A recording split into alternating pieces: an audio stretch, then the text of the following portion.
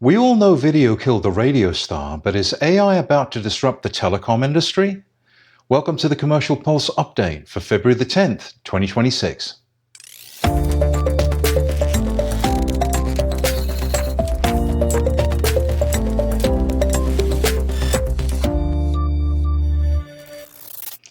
The Experian Commercial Pulse report is a bi-weekly snapshot of the US economy and its impact on small businesses. In December, the unemployment rate edged down to 4.4%, signaling stability in the labor market, even as job growth moderated. However, Challenger's January report suggests some weakening, with hiring plans at their lowest level in January since 2009 and job cuts at their highest for the same month. The recent government shutdown delayed the January jobs report, due out on February the 6th. But when that report comes out, it should provide a better indication of which direction the labor market is going in. Inflation remains steady at 2.7%, with mixed trends beneath the surface. Energy price inflation declined, while rent and food inflation increased modestly. Core inflation held at its lowest level since early 2021, helping reinforce expectations that inflation pressures remain contained. Small business sentiment improved, with the NFIB Small Business Optimism Index rising to 99.5 in December, its highest level since late summer.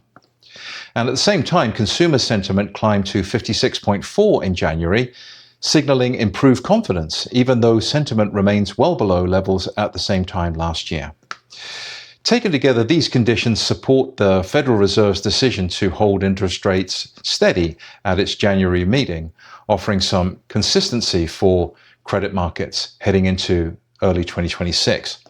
The Experian Small Business Index declined 6.2 points in December to 45.8, moving lower month over month, but remaining 5.3 points higher than a year ago. This monthly decline reflects a tightening credit environment.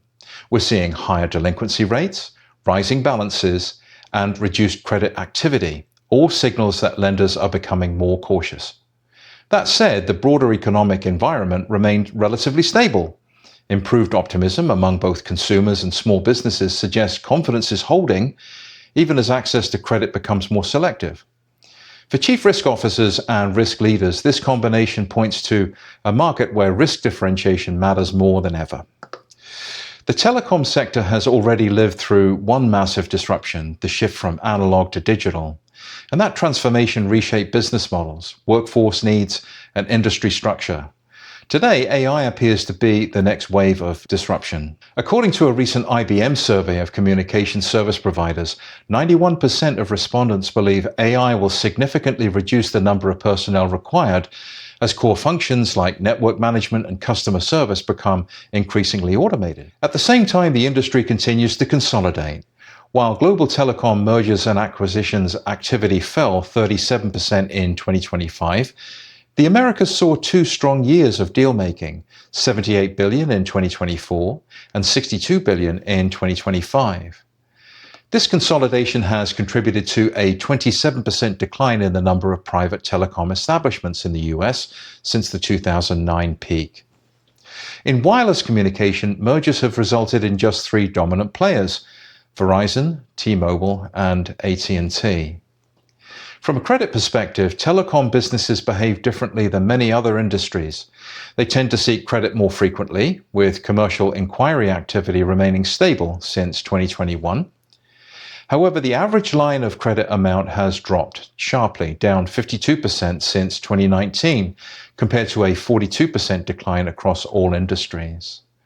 While average loan amounts have increased since the pandemic, growth has been far stronger outside telecom, widening the gap between telecom borrowers and the broader market.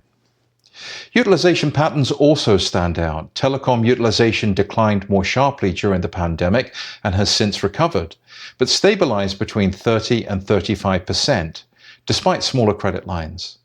This suggests the telecom firms may be turning to alternative funding sources to support capital needs in a rapidly evolving environment. For chief risk officers and senior decision makers, the takeaway is clear. Telecom is becoming leaner, more automated, and more consolidated, but not necessarily less capital intensive.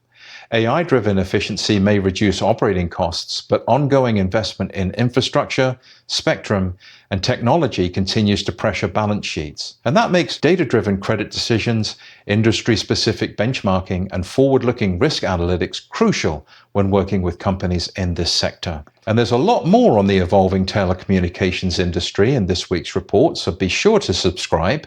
If you found this update valuable, explore more at our Commercial Insights Hub, and of course subscribe to our YouTube channel.